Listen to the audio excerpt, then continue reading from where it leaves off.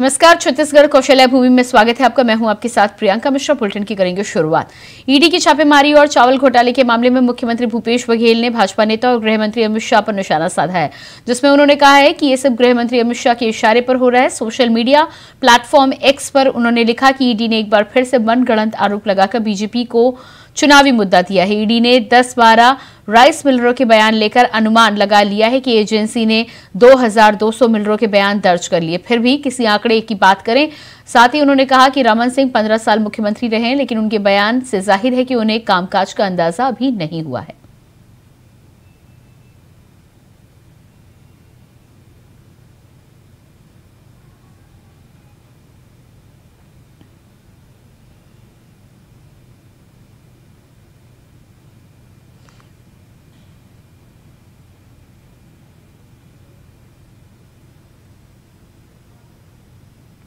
और इसी खबर पर हमारे साथ छत्तीसगढ़ से संवाददाता विकास यादव फोन लाइन पर जुड़ चुके हैं। जी विकास, जिस तरह से मुख्यमंत्री भूपेश बघेल ने ट्वीट कर इस बात पर नाराजगी जताई है, गृह मंत्री अमित शाह पर निशाना भी साधा है, क्या कुछ ताजा अपडेट है इस मामले में? जी, मैं बता दूं भूपेश बघेल लगातार जो है अमित शाह द्वारा जो लगाए जा रहे आरोप पर ट्वीट करके अपनी सफाई पेश कर रहे हैं। जिस तरीके से छत्तीसगढ़ में विधानसभा चुनाव को लेकर लगातार जो है छत्तीसगढ़ सरकार पर आरोप प्रत्यारोप का दौर चल रहा है, इसी को लेकर जो है मुख्यमंत्री भूपेश बघेल लगातार ट्वीट करके और सोशल मीडिया के माध्यम से अपनी प्रतिक्रिया व्यक्त कर रहे हैं। जी बिल्कुल, जिस तरह से मुख्यमंत्री का कहना है कि लगातार ईडी को लेकर कांग्रेस की तरफ से सवाल उठ रहे हैं, अब गृह मंत्री पर भी निशाना साधा है। जी, मैं बता देना चाहूंगा कि पहले भी मुख्यमंत्री भूपेश बघेल ने केंद्रीय गृह मंत्री अमित शाह पर आरोप लगाया था कि जितने भी कार्रवाई जो छत्तीसगढ़ में ईडी और आयकर विभाग की टीम द्वारा जो की जा रही है, तमाम घोटालों को लेकर जो छत्तीसगढ़ सरकार पर आरोप प्रत्यारोप का जो दौर चल रहा है, ईडी द्वारा जितनी भी कार्रवाई की जा रही है, जितने भी घोटाले सामने आए हैं, वो अमित शाह के इशारों पर ईडी कार्रवाई कर रही है छत्तीसगढ़ में। इसको लेकर जो है मुख्यमंत्री भूपेश बघेल बार बार यहाँ आरोप लगाते रहे कि यह जो कार्रवाई है अमित शाह द्वारा की जा रही ताकि सरकार को बदनाम किया जा सके और विधानसभा चुनाव में इसका जो फायदा है भारतीय जनता पार्टी को मिल सके। इसको लेकर जो है लगातार जो है आरोप प्रत्यारोप का दौर चल रहा है। जी, इसके अलावा जिस तरह से पूर्व मुख्यमंत्री रमन सिंह पर भी उन्होंने निशाना साधा है, साफ तौर पर उन पर आरोप लगाया कि उन्हें कामकाज का अंदाजा नहीं है, तो क्या सीधा कटाक्ष करते हुए नजर आ रहे हैं? जी हाँ, इस तमाम देखा जा रहा है कि जितने भी कार्रवाई ईडी द्वारा की गई है उसमें मुख्यमंत्री भूपेश बघेल ने अपनी प्रतिक्रिया दी है। इसके अलावा जो है पूर्व मुख्यमंत्री डॉक्टर रमन सिंह ने भी लगातार ईडी की कार्रवाई को लेकर छत्तीसगढ़ सरकार पर आरोप प्रत्यारोप लगाया है, जिसको लेकर जो है मुख्यमंत्री भूपेश बघेल द्वारा अपनी सफाई दी जा रही है। आपको बता देना चाहूंगा कि ईडी द्वारा भी कल भी कार्रवाई की गई थी, परसों भी कार्रवाई की गई थी। ऐसे लगातार अभी 4 दिन हो चुके हैं जो ईडी द्वारा लगातार छत्तीसगढ़ में कार्रवाई की जा रही है। वहीं ईडी की आज जो है कोर्ट में सुनवाई भी है कोल इसके मामले को लेकर जो है अभी देखा जाए तो कई सारे जो आरोपी है आईएएस समीर बिश्नोई से लेकर जो है आईएएस रानू साहू समेत कांग्रेस के कई सारे पदाधिकारी जो है अभी ईडी की गिरफ्त में है और ईडी ने इसको लेकर जो है एक आरोप प्रत्यारोप कोर्ट में पेश किया है, जिसको लेकर जो है लगातार जो है केंद्रीय भाजपा नेताओं द्वारा और छत्तीसगढ़ के पदाधिकारियों द्वारा कांग्रेस सरकार पर आरोप प्रत्यारोप का दौर चल रहा है। जी बिल्कुल विकास, बने रहिएगा आप हमारे साथ। तो एक तरफ मुख्यमंत्री भूपेश बघेल ने बीजेपी पर निशाना साधा है, इसके बाद बात करेंगे अगली खबर की। 5वीं बार छत्तीसगढ़ आएंगे पीएम मोदी, 4 महीने में पीएम मोदी का होगा 5वां दौरा। चुनावी मैदान में अमित शाह भी उतरेंगे, वहीं यूपी के सीएम योगी आदित्यनाथ भी भरेंगे हुंकार।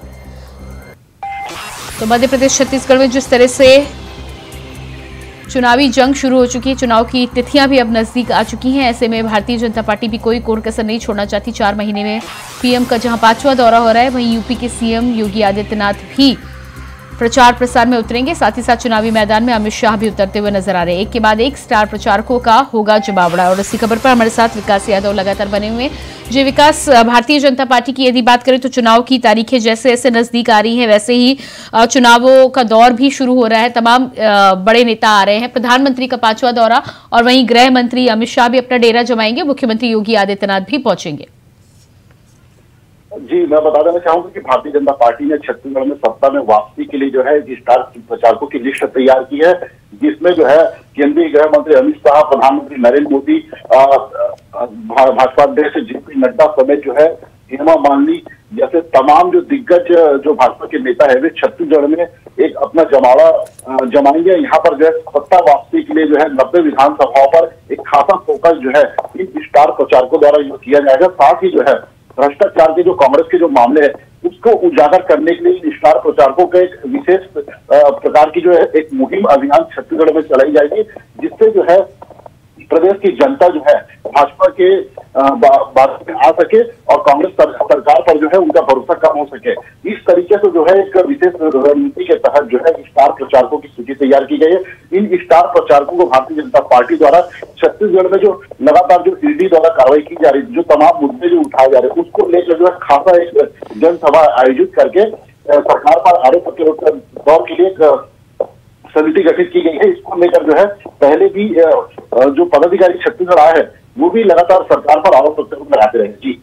जी बिल्कुल। तो इससे पहले भी हर बार जहां जहां पे चुनाव हुए यहाँ वहां पर स्टार प्रचारकों को भारतीय जनता पार्टी ने उतारा है और कहीं ना कहीं भारतीय जनता पार्टी को इसका फायदा भी मिलता है। प्रधानमंत्री जिस तरह से 5वीं बार आ रहे हैं, क्या कुछ तैयारियां उसको लेकर चल रही हैं और साथ ही साथ गृह मंत्री अमित शाह के अलावा भी क्या और राज्यों से भी पहुंच सकते हैं स्टार प्रचारक? जी, प्रधानमंत्री नरेंद्र मोदी का छत्तीसगढ़ में 4 महीने में ये 5वां दौरा होगा जब वो छत्तीसगढ़ आएंगे। बस्तर संभाग सहित बिलासपुर संभाग और रायपुर संभाग में प्रधानमंत्री नरेंद्र मोदी का पहले ही दौरा हो चुका है। जिसके बाद जो है ये जो दौरा है ये 5वां दौरा होगा प्रधानमंत्री नरेंद्र मोदी का। इसके बाद जो है और भी दौरे प्रधानमंत्री नरेंद्र मोदी द्वारा छत्तीसगढ़ में किया जाना है। साथ ही इसको लेकर जो है भारतीय जनता पार्टी द्वारा और केंद्रीय सुरक्षा बल द्वारा खासा इंतजाम किया जा चुका है, जिसको लेकर जो है कल जो है भारतीय जनता पार्टी ने एक नोटिफिकेशन जारी किया है, जिसको लेकर जो है प्रधानमंत्री नरेंद्र मोदी की सुरक्षा और जहां जहां पर सभा होनी है उसको लेकर तैयारियां की गई है। जी बिल्कुल विकास, तो प्रधानमंत्री का 5वां दौरा तो होने वाला है, चुनाव से पहले आ रहे हैं, क्या कुछ सौगात भी दे सकते हैं? हालांकि आचार संहिता लागू हो चुकी है। जी, पहले भी देखा गया कि छत्तीसगढ़ में प्रधानमंत्री नरेंद्र मोदी ने बस्तर संभाग में 1 करोड़ों अरबों रुपए के रेल विकास कार्यों समेत जो है पुल निर्माण के कार्यों को भी सौगात दी है। सरगुजा संभाग में भी रेल के विकास कार्यों समेत कई सारी परियोजनाओं की सौगात जो है प्रधानमंत्री नरेंद्र मोदी द्वारा दी गई है। जिस प्रकार है अभी घोषणा पत्र के जारी होने से पहले ही प्रधानमंत्री नरेंद्र मोदी का छत्तीसगढ़ में एक बर्फी आगमन होगा और यहाँ पे एक जो है वादा जो है जो घोषणा पत्र के अनुरूप जो छत्तीसगढ़ सरकार जो है के खिलाफ में जो है भारतीय जनता पार्टी द्वारा प्रधानमंत्री के द्वारा कई सारी योजनाओं और की सौगातें दी जाएगी। जी बिल्कुल विकास, बने रहिएगा आप हमारे साथ। तो लगातार 5वीं बार प्रधानमंत्री नरेंद्र मोदी छत्तीसगढ़ पहुंचेंगे और इसके बाद बात करेंगे अगली खबर की। छत्तीसगढ़ विधानसभा चुनाव से जुड़ी बड़ी खबर सामने आ रही है। 223 प्रत्याशी आजमाएंगे अपनी किस्मत। पहले चरण में चुनाव में आजमाएंगे प्रत्याशी अपनी किस्मत। 30 उम्मीदवारों ने अपना नाम लिया वापस। तो छत्तीसगढ़ विधानसभा चुनाव की तारीखें अब जैसे जैसे नजदीक हो रही हैं वैसे ही राजनीति में लगातार हलचल जारी है। 223 प्रत्याशी इन चुनाव में अपनी किस्मत आजमाने वाले हैं, जिनमें से बताया जा रहा है कि 30 उम्मीदवारों ने अपना नाम वापस ले लिया है। नामांकन के लिए नामांकन पत्र भरे थे, लेकिन उसके बाद जिस तरह से जोड़ तोड़ लगातार चुनाव से पहले और चुनाव के बाद भी चलती रहती है, ऐसे में माना जा रहा है कि 30 उम्मीदवारों ने अपना नाम वापस लिया है। बाकी के अन्य बचे 223 उम्मीदवार छत्तीसगढ़ के विधानसभा चुनाव में अपनी किस्मत आजमाते हुए नजर आएंगे। देखना यह है कि जनता किसके पक्ष में अपना फैसला सुनाती है। खबर पर हमारे साथ लगातार विकास यादव बने हुए हैं। जी विकास, 223 प्रत्याशी छत्तीसगढ़ के चुनाव में अपने भाग्य आजमाने की कोशिशों में लगे हुए हैं। क्या लग रहा है आपको, किस तरह की तैयारियां हैं और प्रत्याशियों के द्वारा क्या कुछ खास किया जा रहा है अपनी विधानसभाओं के लिए? जी, बता देना चाहूंगा कि विधानसभा चुनाव 2023 के लिए पहले चरण की 20 सीटों पर जो है नामांकन और नाम वापसी की प्रक्रिया होने के बाद 30 प्रत्याशी जो है मैदान से बाहर हो गए हैं। अब 223 प्रत्याशी जो है चुनावी मैदान में खड़े हैं। विधानसभा चुनाव अंतर्गत जो है प्रथम चरण में अंतरगढ़, भानुप्रतापपुर, कांकेर, केसका, कोंडा समेत 8 जगह ऐसे चुनाव होने हैं जहाँ पे जो है नक्सल प्रभावित क्षेत्र है। यहाँ पर जो है पूरी मतदान की प्रक्रिया सुचारू रूप से पूरी कर ली गई है। अब जो है वोटिंग का बस कार्य चुनाव आयोग द्वारा बचा है, जिसको लेकर जो है खासा तैयारी कर ली है। पहले भी बता देना चाहूंगा कि कांग्रेस और भाजपा में टिकट वितरण को लेकर जो है एक पेच फंसा हुआ था, इसको लेकर भी जो है भारतीय जनता पार्टी और कांग्रेस के दोनों प्रत्याशियों में काफी नाराजगी देखी गई है। जी बिल्कुल। छत्तीसगढ़ में यदि बात की जाए तो कांग्रेस जिस तरह से सरकार में है मजबूत मानी जा रही है। जमीनी स्तर पर क्या देख पा रहे हैं आप? क्या बीजेपी कांग्रेस के किले में सेंधमारी करने में सफल हो पाएगी?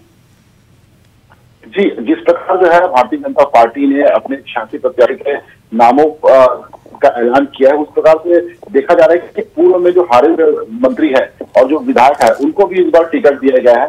भारतीय जनता पार्टी ने पिछले बार जो 90 लोगों को टिकट दिया गया था और जिनमें से 14 जो विधायक है, क्या तो पूरे 14 लोगों को टिकट मिला है। एक जो है नवागढ़ से जो विधायक है उनका बस टिकट काटा गया है।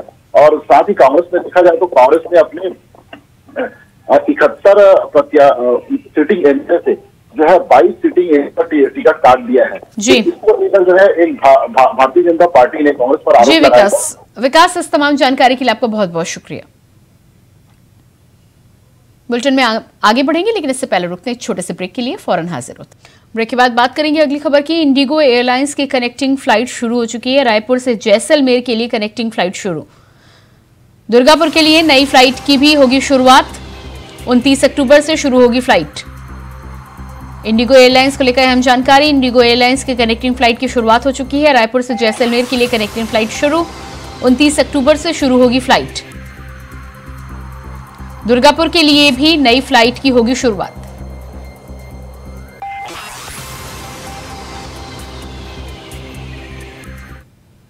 छत्तीसगढ़ में विधानसभा चुनाव के नजदीक आते ही सियासी दलों में आरोप प्रत्यारोप का दौर तेज हो गया है और इसी कड़ी में कांग्रेस की राष्ट्रीय प्रवक्ता सुप्रिया श्रीनेत ने बीजेपी पर जमकर हमला बोला है। सीबीआई और आईटी की कार्रवाई पर सुप्रिया श्रीनेत ने कहा है कि जहां गैर बीजेपी सरकार काम कर रही है वहां ईडी कार्रवाई करती है। साथ ही साथ हिंदुत्व के मुद्दे पर सुप्रिया श्रीनेत ने कहा कि हिंदुत्व पर किसी की बपौती नहीं है। इसके अलावा उन्होंने विधानसभा 2023-24 के लोकसभा चुनाव में भी कांग्रेस की सरकार बनने का दावा किया।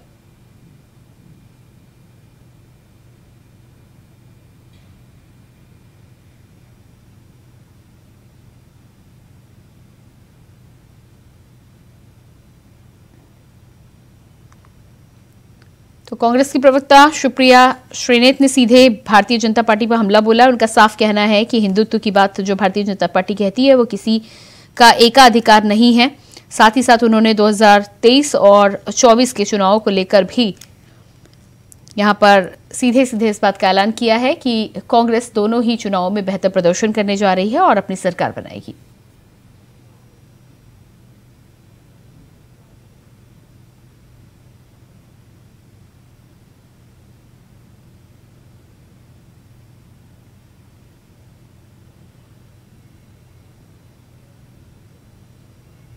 पंखाजोर सीमावर्ती इलाके राजनांदगांव जिले के लांझूर चौक में नक्सलियों ने बैनर टांगकर विधानसभा चुनाव का बहिष्कार किया। नक्सलियों के द्वारा टांगे गए बैनर में भाजपा को मार भगाओ और कांग्रेस का विरोध करने की बात लिखी गई है। सीतागांव थाना क्षेत्र का यह पूरा मामला बताया जा रहा है।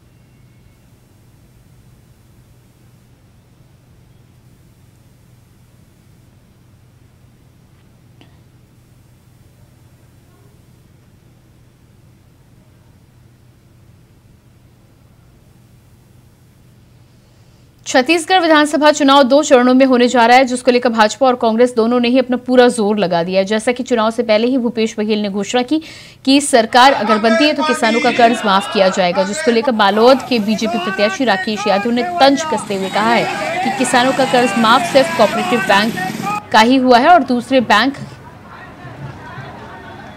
का नहीं हुआ है। वहीं इस पर जवाबी और कैबिनेट मंत्री डोंडी लोहार प्रत्याशी अनिल भेड़िया ने कहा है कि बीजेपी को यही नहीं पता कि कितने किसानों का कर्ज माफ हुआ और कितना हुआ है और बीजेपी के नेताओं का सबसे ज्यादा कर्ज माफ किया गया है। भाजपा सिर्फ बाहरी तौर पर ये कह रही है कि कर्ज माफ नहीं हुआ है, लेकिन अंदर ही अंदर कांग्रेस को जिताने में लगी हुई है।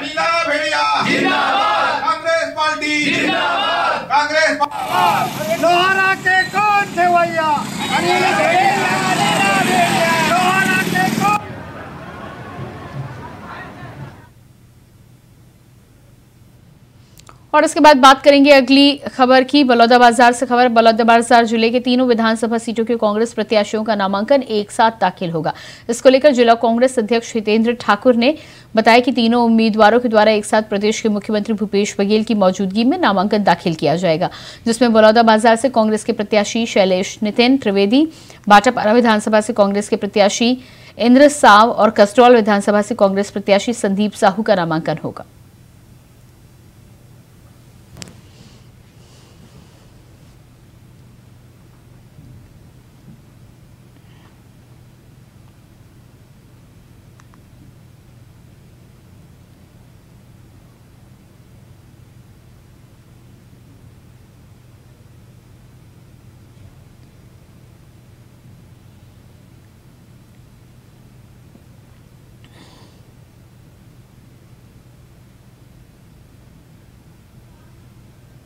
नमंत्री से लगे गांव भटगांव में एक अनोखी परंपरा चली आ रही है, जहां बावली माता का पूजन किया जाता है। बताया जा रहा है कि ये परंपरा सदियों पुरानी है, जहां बावली माता के रूप में जल देवी का पूजन करने से गांव और गांव वाले साल भर हर तरह की अनहोनी से सुरक्षित रहते हैं। बता दें कि इस अनोखी परंपरा का साक्षी बनने के लिए लोग दूर दूर से महानवमी के दिन यहाँ आते हैं और जल देवी का आशीर्वाद प्राप्त करते हैं।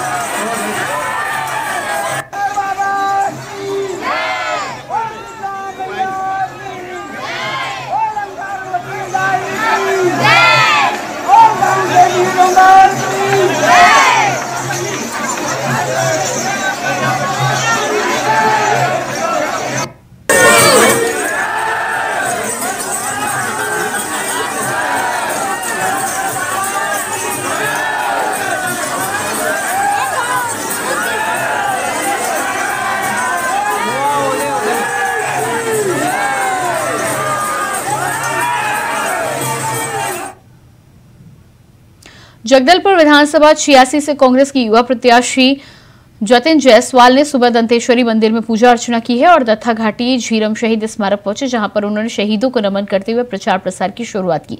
इस दौरान विधायक रेखचंद जैन सहित कई अन्य कांग्रेस के नेता भी मौजूद रहे।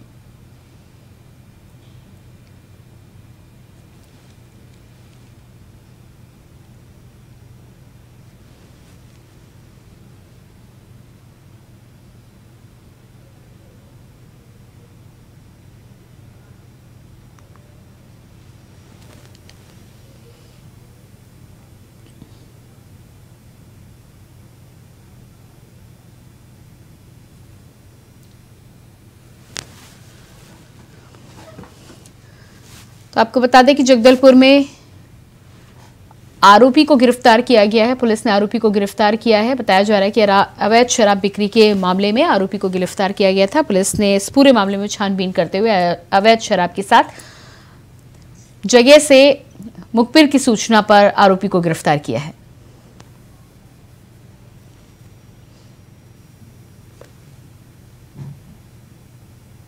और इसके बाद बात करेंगे अगली खबर की। जगदलपुर विधानसभा 86 से कांग्रेस के युवा प्रत्याशी जतिन जायसवाल ने सुबह दंतेश्वरी मंदिर में पूजा अर्चना की और दरभा घाटी झीरम शहीद स्मारक पहुंचे, जहां उन्होंने शहीदों को नमन करते हुए प्रचार प्रसार की शुरुआत की। इस दौरान विधायक रेखचंद जैन सहित कई अन्य कांग्रेस के नेता भी मौजूद रहे।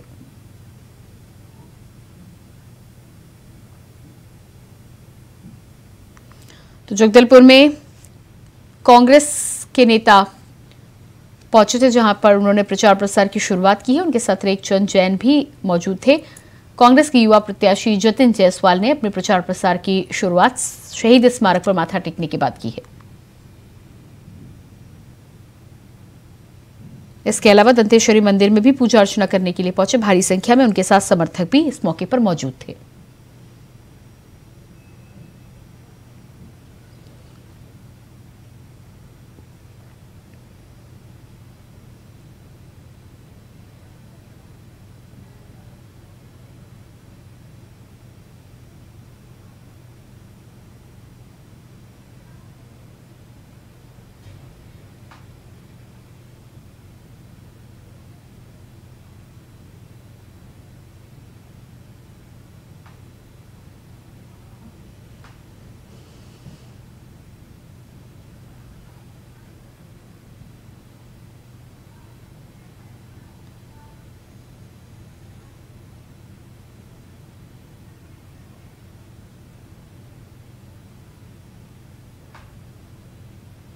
छत्तीसगढ़ में विधानसभा चुनाव के नजदीक आते ही सियासी दलों में आरोप प्रत्यारोप का दौर तेज हो गया है। इसी कड़ी में कांग्रेस की राष्ट्रीय प्रवक्ता सुप्रिया श्रीनेत ने बीजेपी पर जमकर हमला बोला।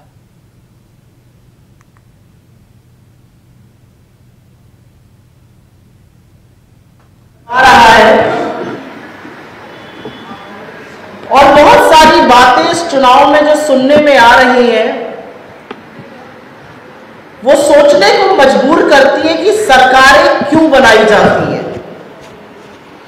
आज जब छत्तीसगढ़ और बाकी 4 राज्यों का चुनाव मुहाने पर आकर खड़ा है, तो जहां पर हमारी सरकारें विशेषकर छत्तीसगढ़ में, वहां पर अपने मैनिफेस्टो का 95-96% काम करके, अपने काम के दम पर रिपोर्ट कार्ड दिखाकर हम जनता के पास जा रहे हैं, उनसे उनका आशीर्वाद, उनसे उनका वोट, उनसे उनका आशीष मांग रहे हैं। और हमारे प्रतिद्वंदी भारतीय जनता पार्टी लगातार जुमलों की बारिश कर रहे हैं और सबसे अग्रिम पंक्ति में हमेशा की तरह नीरज चोपड़ा से भी ज्यादा जो लंबा फेंकते हैं, इस देश के प्रधानमंत्री और उनके परम चेले अमित शाह जी हैं। और जुमलों की बारिश नई नई है, चुनाव आते हैं, बड़े बड़े जुमले सुनाई देते हैं और वही जुमले फिर से सुनाई दे रहे हैं। भूपेश बघेल जी की जो कांग्रेस की सरकार है,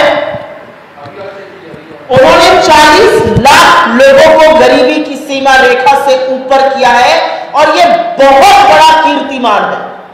यह हमारे आंकड़े नहीं है, ये कांग्रेस के दफ्तर से निकले हुए आंकड़े नहीं है, ये भारत सरकार के नीति आयोग के आंकड़े हैं। और मुझे लगता है 5 साल की सरकार के बाद जब कांग्रेस चुनाव के मैदान में खड़ी है, तो 40 लाख लोगों को गरीबी की सीमा रेखा से बाहर निकाल के खड़ी है। ये अपने आप में एक बहुत बड़ा कीर्तिमान है और गर्व से हमारा सीना चौड़ा करता है।